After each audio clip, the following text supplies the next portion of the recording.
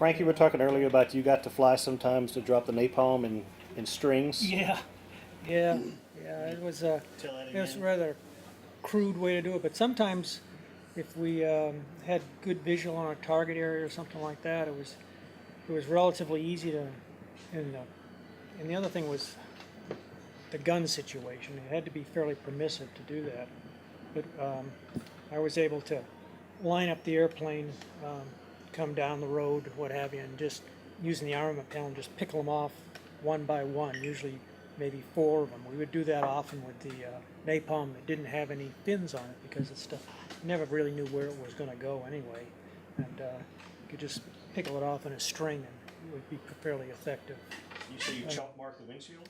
Yeah, I used I learned certain angles when the pilot was dive bombing. I kind of observe and the angle and so forth, and I marked the canopy with a grease pencil, kind of, and use that as I won't say as a horizon, but as a kind of as a gun sight, if you will, and it was able to help me determine when to release to account for the range of the bomb. It was kind of crude, but occasionally it worked fairly well. And,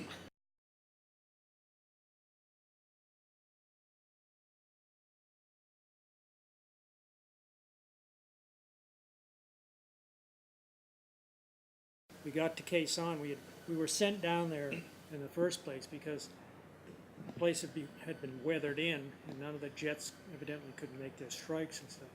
So I think we had about 4 ships that went down there altogether. But we went down there as a single ship and met up with a FAC, and turned out that he had a group of Marines right on the perimeter of the base, and they were dug in there, and they said just over the wire, a short distance away, was about 40 or 50 North Vietnamese or Pathet Lao troops, and they were digging trenches up towards the base in Khe Sanh, and obviously getting ready to maybe try and make a penetration or something. They were so close to the Marines they could hear the guys talking when they were doing their digging out there. So we got down there, got under the clouds, and we felt really vulnerable. The ceiling was real low. Here we are under these white puffy clouds with an airplane painted black on the bottom, nothing like a giant target. and so Junior pilot, he says, "Man, I'm going to go down on the deck." And so we went to the other end of the airfield after we figured out where these troops were. Went to the other end of the field to drop down right down on top of the bushes. Came down along the base there in Khe Sanh, and it was really amazing. We're coming along there. All of a sudden, I glance over to the right where the base was, and here's this Marine. He jumps up on top of the bunker. And it was really funny. This guy's up there. He doesn't have any shirt on. He has a helmet on, but no shirt, no flak vest or anything. And he's got his weapon, and he's got it up over his head, and he's waving us on, like we're going for a touchdown or something. Yeah. I thought, oh, this is crazy.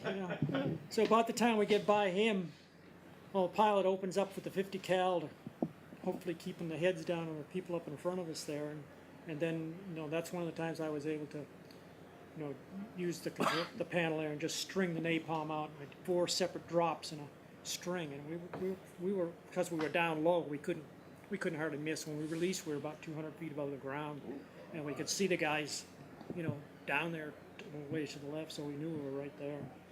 And so then we just pulled up and off, and I don't know.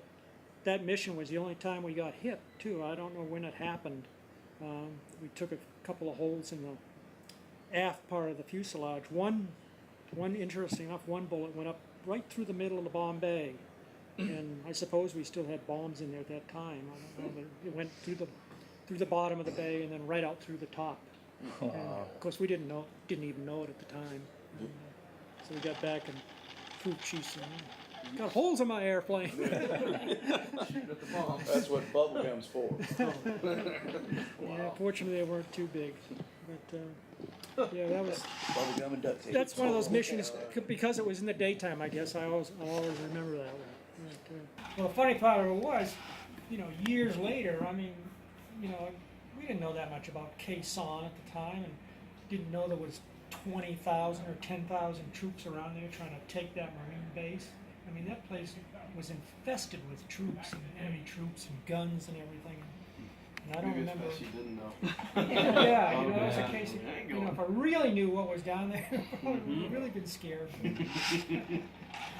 But after reading about it years and years later, you think, oh man, we're lucky we were able to get out of the way we did. Randy, tell us what you did when you were over there. I was armament, worked on the armament systems, guns and started out loading bombs, loading into Bombay, and then napalm, stuff like that. Ended up primarily concentrating on the guns. We was having problems. Well, that 8 aircraft with 8 guns took a lot of maintenance and reloading, and we had people that didn't tend to come back with any ammunition left if they could help it. So me and one other person basically just migrated to working on the guns, keeping them cleaned and stuff like that. We had a parts shortage for a while over there when we first got there. Of course, it was the Project Big Eagle was a whole experiment in itself getting there, but we had a shortage of gun parts. We was running out of gun parts, and we knew that they'd been guns shipped over there, but they got tucked away in the back of some warehouse, and took our first sergeant to go out and find them one day when we complained enough that we was having to swap guns from one plane to another, and that got to be a hassle. So once they found our reserve supply, it didn't do too well. We could keep a spare set ready to swap out, but before we found them, we'd have to pull the guns on a plane, tear them all down, clean them, and have them back in by that night ready to go, which made for a little difficult. Once we got several sets ready, we could just swap them out in about an hour, and that would. Did they require a lot of regular maintenance? They weren't really maintenance intensive. There was just certain things that had to be right on them, like the head space. The head space, we had a head space gauge that we had to use, and the timing. That was the 2 most critical things on it that we had. We hadn't even had. I don't think for a while we had but 1 head space gauge among us. We used to check that, but once you set that, it was pretty well set. But other than getting dirty every, I don't know how often, it was one of those things we judged by looks as to how dirty they were and when they needed to be pulled. So, but it was, it was enough for 2 people to do. But we finally got to the point that after we got a routine down, that we were able to come out in the morning and check out the entire armament systems of Bombay. We had we had several instances where they came back with ordnance that had dropped onto the Bombay doors after they pulled out of the dive and closed, and the ordnance dropped. So that became an issue we had to deal with for a while. And then Don't you have a particular story about catching a 500-pound bomb or something on the Bombay door before they opened it, or was that somebody else? no, we had one come back one night with a 500-pounder laying on the doors. Fortunately, the pilot realized it, that the navigator, I think, looked back through the opening. You could look in there. He looked in there, he looked back there and saw it laying on the doors, and on the way back called and was wanting to know what to do about it, whether he should open the doors and let it drop or not. And they decided that it was best that he not attempt to open the doors, that they wasn't sure what would happen if he did. The weapon went out the wrong direction, so they elected to bring it back, and one of the smoothest landings I ever saw. He slowed down. They got in there. He pulled into the D-arm area, and the EOD people came out and crawled up through the gunner's compartment and got in and safed it, and then chained it back up to one of the racks, and then they opened the door. After that, they instituted the policy that when they came back usually when they pull into the D-arm area and shut down, they would open the Bombay doors. Well, that they discontinued. They changed that to where before you could open the Bombay doors, somebody had to get up in the back compartment, check and make sure it was clear before they opened it on the rank. So. But there was an interesting thing on the guns. We were talking about the guns. We had a lot of people felt that the guns were flashing. In other words, when they were fired, there was an excessive amount of flash coming out of the muzzles, and it was presenting a target for the anti-aircraft gunners. And turned out, I did a little research on this not too long ago, Mac, but it turned out that the ammunition we were using dated back into the 40s. And so, was at the time in the 60s, they weren't making the ammunition anymore. But all the stuff we were using had been stored for years. And it turned out that we went back and looked at the lot numbers and the year of manufacture for the ammunition, and they determined that if we used the later issue ammunition, that didn't seem to have that flashing problem as the earlier boxes did. So we started using the ammunition, the latest manufacture date, working our way back. I don't know if probably by the end of 1969 whether they got all the way through all the 50 cal or not, but probably came pretty close to it. But that was kind of interesting, kind of a thing that puzzled everybody for a while. How did you get to the A-26? Oh, it was interesting. I went to an air show at Carswell Air Force Base, or in Fort Worth, and I was stationed at Dice in Abilene, and there was an A-26 there at the air show, and I had never, I knew about the A-26, and I knew that they had been in Vietnam and had problems with the wings coming off and so forth, but this was a K model, a brand new one, sitting there on display, and I talked briefly with the navigator that was there. So then on, I went back to Dice, and I guess several months later I made some inquiries about it and didn't really learn anything about it, but I did put down on what they called a dream sheet, that I would be interested in that airplane if it came time for reassignment. And of course I had no idea in the world, what they were going to be doing. So lo and behold, I'd been in the KC-135 a relatively short time, and this assignment came down to go to England Air Force Base and learn about the A-26, and I went from there. Did you have recip time? No. When I finished navigator school, I went directly into KC-135 as a navigator, and then I went, and the only time I'd had in a recip airplane was going through navigator school. We had the T-29, which had the old R-2800s on it. But what did you think the first time you flew the A-26? oh, I loved it.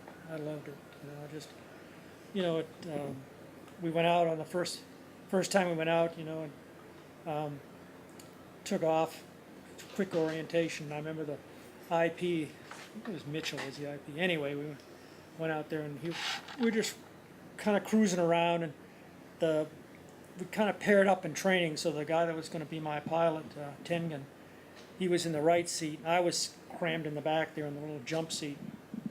And we're going along, and all of a sudden Mitchell says, "Well, let me show you how we do this dive bomb." And all of a sudden he whips it over. Next thing we know, we're diving down to about 45-degree angle.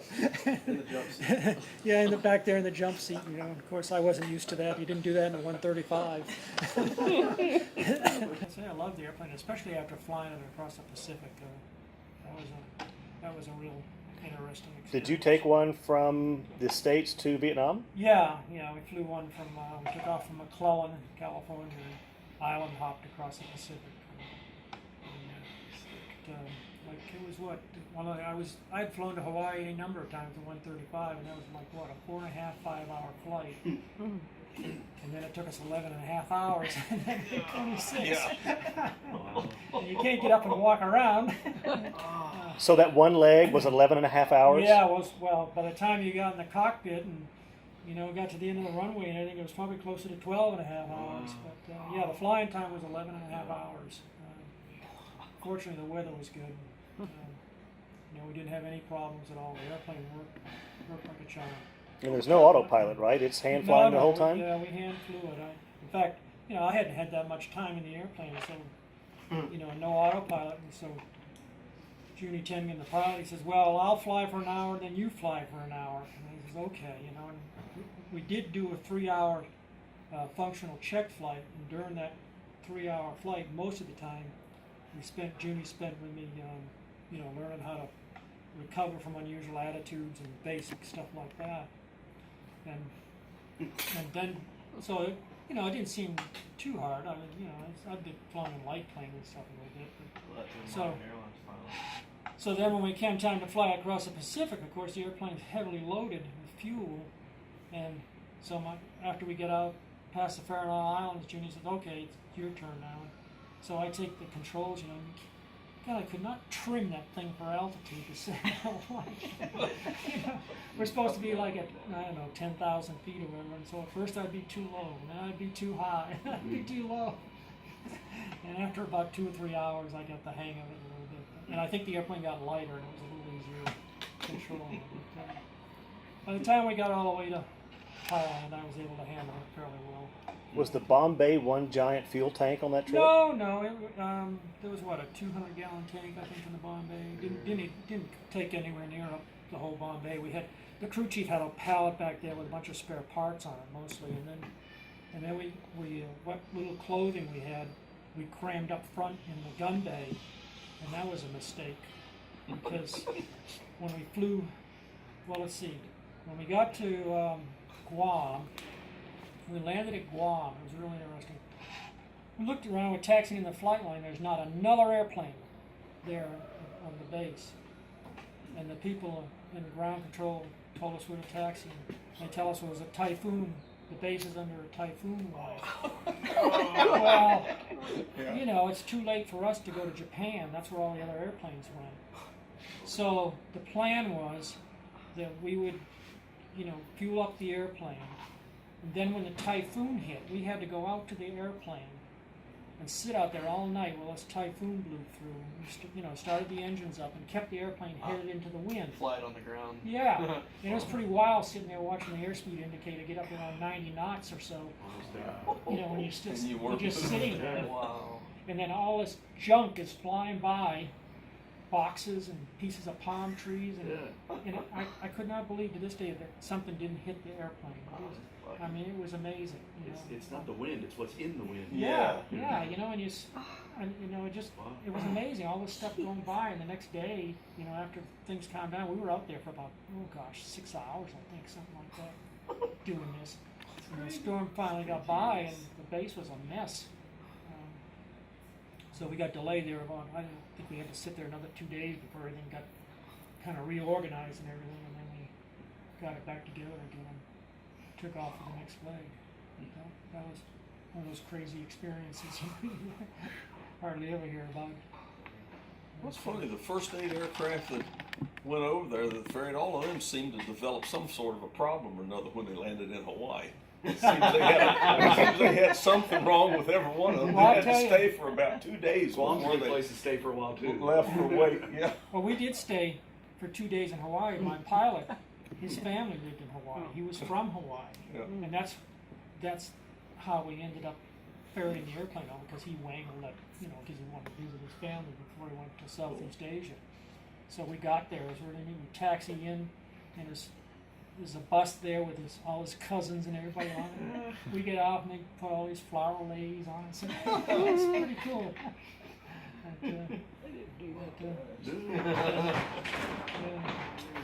What's up, Nick? I found it amazing that how few people, even in the Air Force, knew of the existence of that airplane. Oh yeah. Transient plane would come through NKP and people would get off and just stand there and stare at it.